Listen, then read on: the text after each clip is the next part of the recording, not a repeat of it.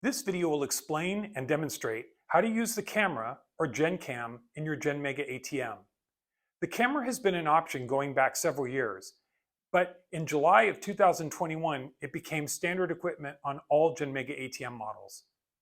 For older or existing ATMs, the GenCam can be retrofitted using a kit, as long as the ATM has an ACU6 or ACU7 mainboard. For reference, the ACU6 mainboard began shipping in spring of 2014. Let me explain how the camera system works. The camera is installed behind the front bezel and will capture static images of the customer using the ATM, one at the time of PIN entry and another as cash is dispensed. If the customer only does a balance transaction, then only one photo will be captured.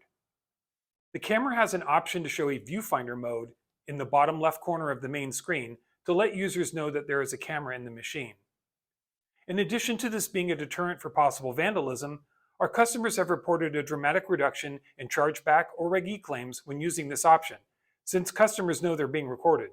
To set up the camera and to see the various camera options, enter the operator function menu and go to System Setup, Device Setup, Camera Setup. In this menu are the camera options. You can enable or disable the camera, turn it on and off completely. Camera screen, which is the viewfinder mode in the bottom left corner, you can turn that on or off. If you turn this option off, it will still take the photos, you just won't see the viewfinder mode. And beginning with software version 40, we added Photo at Menu Access. With this enabled, anytime someone enters the operator function menu, it'll take a picture and record that into the journal. To view any captured images, enter the operator function menu and choose Journal. Then choose View Journal. Each journal entry that includes a photo, you'll see it in the upper left and right corner of the screen. In this case, this is the Start Operator function menu, and it captured an image of me entering the operator menu. If I go previous back to a transaction, here's a withdrawal transaction, which you see all the normal journal information, and my two images are in the upper right and left-hand corner of the screen. You'll see there's a date and time stamp with each image. To see a close-up of the image, press number 5 on the keypad. This will show you a close-up of each image at PIN entry and dispensing, and again you can see the date and time stamps. The images are stored on the ATM for up to 60 days. After 60 days, the journals will be overwritten to save memory. If you would like to save the camera images stored in your ATM, you'll need to download the journal to a USB drive or SD card.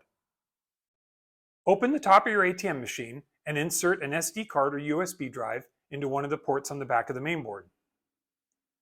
Next, enter the journal menu and choose Copy JNL Journal or Setup to SD or USB. Once you press this button, it will start copying the files. If you have a lot of journals or a lot of images, this can take some time. Once it's completed, you'll get a message that says Copy Success. And for some reason, if it didn't work, you'll get a message that says Copy Failed. You may need to try reinserting your card or use a different USB drive or SD card. The journals are now copied to your memory device and you can remove it from the ATM. When saving the journal from the ATM, it stores it on the memory device in a folder called Data _ the serial number of your ATM. Within that is a subfolder called Cam Image. This contains all the photos by date and timestamp in the name. For customers using our remote management software, or RMS, these images can also be downloaded and viewed remotely from within RMS. Just save the journal and it will capture the images along with it. We also offer a free utility that can be run from a Windows PC, which will let you sort and view journal records and captured images. Please contact our support team for more information. I hope you found this explanation of the GenCam system helpful. If you have any questions, please contact Genmega Support.